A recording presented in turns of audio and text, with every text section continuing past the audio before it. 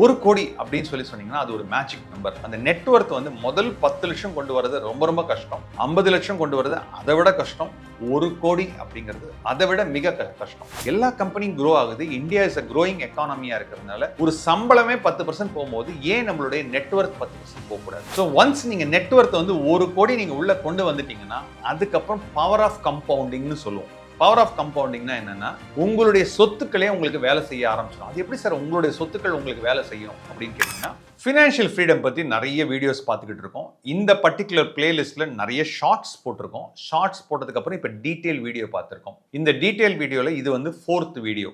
டைரக்டாக வந்து இந்த வீடியோ தான் லேண்ட் பண்ணுறீங்கன்னா எங்களுடைய ரெக்கமெண்டேஷன் வந்து என்னன்னா, இது வரைக்கும் முன்னாடி என்னென்ன வீடியோ போட்டிருக்கோமோ அது எல்லாத்தையும் போய் பார்த்துட்டு அதுக்கப்புறம் இந்த வீடியோ பார்த்தீங்கன்னா உங்களுக்கு ரொம்ப ரொம்ப இன்ட்ரெஸ்டிங்காக இருக்கும். ஏன்னா ஒரு கனெக்ட் கொடுக்க முடியும். ஸோ இது வரைக்கும் நம்ம என்ன பார்த்தோம் அப்படிங்கிறத ஒரு 1 மினிட்ல பார்த்துடலாம். ஃபர்ஸ்ட் வந்து வாட் இஸ் ஃபினான்ஷியல் ஃப்ரீடம் அப்படிங்கிறது பார்த்தோம். அதுக்கப்புறம் என்ன பார்த்தோம், what is a financial plan, அது எப்படி பிளான் பண்ணணும் அப்படிங்கிறது பார்த்தோம். முன்னாடி இருக்கிற வீடியோல இன்கம் மைனஸ் எக்ஸ்பென்ஸ், இந்த வருடத்துக்கு என்னென்ன இன்கம், இந்த வருடத்துக்குள்ள எக்ஸ்பென்ஸ் என்ன, இந்த வருடத்துக்குள்ள சேவிங்ஸ் என்ன அப்படிங்கிறது பார்த்தோம். ரொம்ப ரொம்ப இம்பார்ட்டன்ட் டெய்லி கட்டா அப்படின்னு ஒன்று பார்த்தோம். அதுல ஒரு மேஜிக் நம்பர் பார்த்தோம். What is your hourly revenue அப்படிங்கறத பார்த்தோம். அதுக்கப்புறம் என்ன பார்த்தோம்னா, லாஸ்ட் வீடியோல அசெட்ஸ் எப்படி கிளாசிஃபை பண்ணணும், லயபிலிட்டிஸ் எப்படி கிளாசிஃபை பண்ணணும், எஜுகேஷனல் லோன்ல நீங்க எப்படி கேர்ஃபுல்லா இருக்கணும் அப்படிங்கறத போன வீடியோல பார்த்தோம். இந்த வீடியோல என்ன பார்க்க போறோம் அப்படின்னு பாத்தீங்கன்னா, நெட் வொர்த். ஸோ நீங்க வருஷத்துக்கு ஒரு தடவையோ 6 மாசத்துக்கு ஒரு தடவையோ நீங்க பார்க்க வேண்டிய ரொம்ப முக்கியமான ஒரு நம்பர் பாத்தீங்கன்னா இந்த நெட்வொர்த். இந்த நெட்வொர்த் அப்படிங்கிறது வந்து என்ன,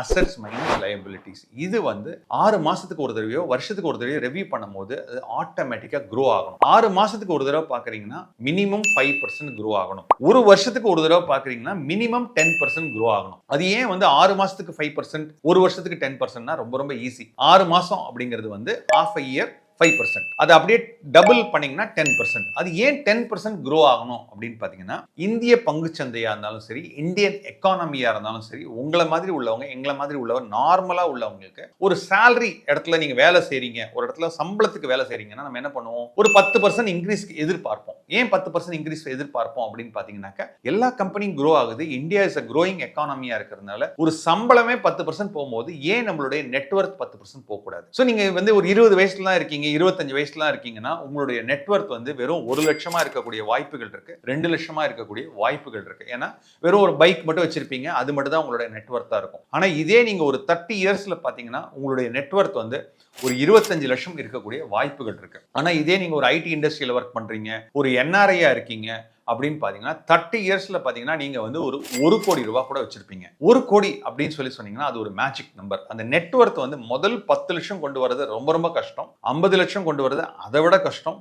1 கோடி அப்படிங்கிறது அதை விட மிக கஷ்டம். ஸோ ஒன்ஸ் நீங்க நெட்வொர்த் வந்து 1 கோடி நீங்க உள்ள கொண்டு வந்துட்டீங்கன்னா அதுக்கப்புறம் பவர் ஆஃப் கம்பவுண்டிங்னு சொல்லுவோம். பவர் ஆஃப் கம்பவுண்டிங்னா என்னன்னா, உங்களுடைய சொத்துக்களே உங்களுக்கு வேலை செய்ய ஆரம்பிச்சிடும். அது எப்படி சார் உங்களுடைய சொத்துக்கள் உங்களுக்கு வேலை செய்யும் அப்படின்னு கேட்டீங்கன்னா, ஒரு 2-3 சின்ன சின்ன எக்ஸாம்பிள் சொல்றேன், அதுல இருந்து நீங்க பாத்துக்கலாம். இப்போ நான் வந்து ஒரு பிளாட் வந்து ஒரு 20 வருஷத்துக்கு முன்னாடி நான் வந்து 1 லட்சம் ரூபாய்க்கு வாங்கியிருக்கேன் அப்படின்னு சொன்னீங்கன்னா, அந்த 1 லட்சம் ரூபாய் பிளாட் வந்து இன்னைக்கு பாத்தீங்கன்னா ஈஸியா வந்து ஒரு 25 லட்சம் ரூபாய் போகக்கூடிய வாய்ப்புகள் இருக்கு. 20 வருடத்திற்கு முன்னாடி நான் ஒரு டிசிஎஸ் அப்படின்னு ஒரு ஷேர் வாங்கி இருந்தேன்னா அன்னைக்கு 800 ரூபாய் இருக்கிற ஷேர் வந்து இன்னைக்கு போனஸ் வந்து பாத்தீங்கன்னா 1:1 வந்து ஒரு 4 தடவை கொடுத்துருக்காங்க. அது வந்து இன்னைக்கு 3500 ரூபாய் இருக்கு. ஸோ அப்படி பார்த்தீங்கன்னா அந்த பவர் ஆஃப் கம்பவுண்டிங்ல போய்கிட்டே இருக்கு. ஏன் ஒரு மியூச்சுவல் ஃபண்டே எடுத்துக்கங்களேன், நிப்பான் குரோத் ஃபண்ட் அப்படின்னு எடுத்தீங்கன்னாக்க ஒரு யூனிட் வந்து பார்த்தீங்கன்னா இன்னைக்கு பார்த்தீங்கன்னா 3000 ரூபாய் கிராஸ் ஆயிடுச்சு. அதாவது 10 ரூபாய்க்கு வாங்கின ஷேர் வந்து இன்னைக்கு 3000 ரூபாய் போயிடுச்சு. அதை விட நம்ம சென்னை பேஸ்டு கம்பெனி ஒன்று எடுத்துக்கலாம், மெட்ராஸ் ரப்பர் ஃபேக்டரி, எம்ஆர்எஃப்னு சொல்றோம். நம்ம 2 வீலர் டயரா இருக்கட்டும், 4 வீலர் டயரா இருக்கட்டும், அது வந்து பார்த்தீங்கன்னா ஒரு 10 ரூபாய் ஷேர் வந்து 1.5 லட்சம் ரூபாய்க்குலாம் போயிருக்கு. அதாவது ஒரு 10 ரூபாய் ஷேர். ஸோ இந்த power of compounding will start working அந்த ஒரு பெரிய ஒரு மாஸ் கேதர் ஆனதுக்கு அப்புறம் தான் வரும். ஸோ நீங்க வந்து ஃபினான்ஷியல் பிளான் பண்றீங்க, நீங்க வந்து ஒரு ஃபினான்ஷியல் ஃப்ரீடம் அச்சீவ் பண்ணணும்னா உங்களுடைய நெட்வொர்த்தை 6 மாசத்துக்கு ஒரு தடவையோ 12 மாசத்துக்கு ஒரு தடவையோ நீங்க வந்து ரிவ்யூ பண்ணும்போது உங்களுடைய நெட்வொர்க் மேல போகும். இது கீழே போகக்கூடிய வாய்ப்புகள் இருக்காதுன்னா கண்டிப்பாக ஒரு 10 இயர் பீரியட் எடுத்தீங்கன்னா ஒரு 2 to 3 இயர்ஸ் வந்து கீழே போகும். அது எப்படி சார் கீழே போகும் அப்படின்னு பாத்தீங்கன்னாக்க, நீங்க வந்து ஒரு ஈக்விட்டி பேஸ்ட் இன்வெஸ்ட்மெண்ட் பண்ணிருக்கீங்க, இல்லைன்னா நீங்க ஒரு பிசினஸ்ல இன்வெஸ்ட் பண்ணிருக்கீங்கன்னா 10 வருஷமும் உங்களுடைய பிசினஸ் இன்கம் வந்து மேல போய்கிட்டே இருக்காது. ஏதாவது ஒரு நேரத்துல வந்து கீழே போகும். ஸோ அதனால நீங்க வந்து அது கீழே போறதை பத்தி இது வந்து ஒரு டெஸ்லா மாதிரி ஒரு பெரிய நிறுவனமாக இருக்கலாம், இல்லைனா வந்து ஒரு சாதாரண ஒரு நிறுவனமாக இருக்கலாம். எல்லாத்துக்குமே வந்து இந்த நெட்வொர்க் வந்து மேலே தான் போகணும் அப்படிங்கிற அவசியம் கிடையாது. ஸோ இப்போ இதை நம்ம வந்து எப்படி வந்து கவுண்டர் பண்ணலாம் அப்படின்னு கேட்டிங்கன்னா 2-3 இம்பார்ட்டண்டான விஷயம் சொல்றேன். ஃபர்ஸ்ட் ஆஃப் ஆல், உங்களோட சொந்த வீட்டை வந்து உங்க அசெட்ஸ்ல வந்து எடுத்து வச்சுக்காதீங்க. ஏன் சார் சொந்த வீடை வந்து அசெட்ஸ்ல எடுத்து வச்சுக்க கூடாது அப்படின்னு பாத்தீங்கன்னா, கடைசியா நீங்க இருக்கிறதுக்கு ஒரு வீடு வேணும். அது வந்து சென்னையில இருக்கலாம், பெங்களூர்ல இருக்கலாம், திருச்சியில இருக்கலாம். ஸோ நீங்கள் இருக்கிற வீடை வந்து ஒரு பெரிய சொத்தாக நீங்கள் கன்சிடர் பண்ணாதீங்க. அதை வந்து ரிமூவ் பண்ணிடுங்க. Point number 1. பாயிண்ட் நம்பர் 2 வந்து பார்த்தீங்கன்னா அசெட் அலோகேஷன் சொல்லுவோம். மேஜிக் ஆஃப் ஃபினான்ஷியல் ஃப்ரீடம்னா அசெட் அலோகேஷன். அசெட் அலோகேஷன்னா என்னன்னாக்க, எனக்கு தெரிஞ்சு நிறைய பேர் வந்து அசெட் ரிச் கேஷ் புவர்னு சொல்லுவாங்க. அது என்ன அசெட் ரிச் கேஷ் புவர் அப்படின்னு கேட்டிங்கன்னா, எல்லா அசெட்டையும் கொண்டு போய் ரியல் எஸ்டேட்டில் போட்டு வச்சிருப்பாங்க. ஆனால் வந்து அவங்களுக்கு ஒரு 5 லட்ச ரூபா மாச வருமானம் வரவே வராது. ஆனால் பேப்பரில் பார்த்தீங்கன்னா நிறைய கட்டுக்கட்டாக வந்து நிறைய டாக்குமெண்டேஷன் வாங்கி வச்சிருப்பாங்க. அப்படி இல்லைன்னா என்ன பண்ணுவாங்கன்னா, கோல்டா கொண்டு போய் எங்கேயாவது கொண்டு போய் பார்ஸா வச்சிருப்பாங்களே தவிர அதை வந்து கன்வெர்ட் பண்ண மாட்டாங்க. ஸோ அப்படி பார்த்தீங்கன்னா அசெட் ரிச் கேஷ் புவர்.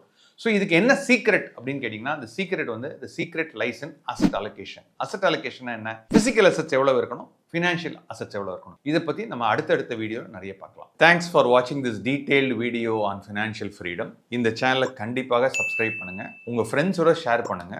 ரொம்ப ரொம்ப இம்பார்ட்டன்ட், இந்த சேனலில் நிறைய பிளேலிஸ்ட் இருக்கு, எக்கச்சக்கமான ஃப்ரீ வீடியோஸ் இருக்கு. அதை விட ரொம்ப இம்பார்ட்டன்ட் வந்து அந்த டிஸ்கிரிப்ஷனில் போய் பார்த்தீங்கன்னா உங்களுக்கு யூஸ்ஃபுல்லான லிங்க்ஸ் நிறைய கிடைக்கும் இந்த வீடியோவில். அண்ட் அடுத்த வீடியோவில் இதை விட இன்னும் கொஞ்சம் டீட்டெயில்டாக இன்டெப்த்தாக ஃபினான்ஷியல் ஃப்ரீடம் பற்றி தெரிஞ்சுக்கலாம். நன்றி, வணக்கம்.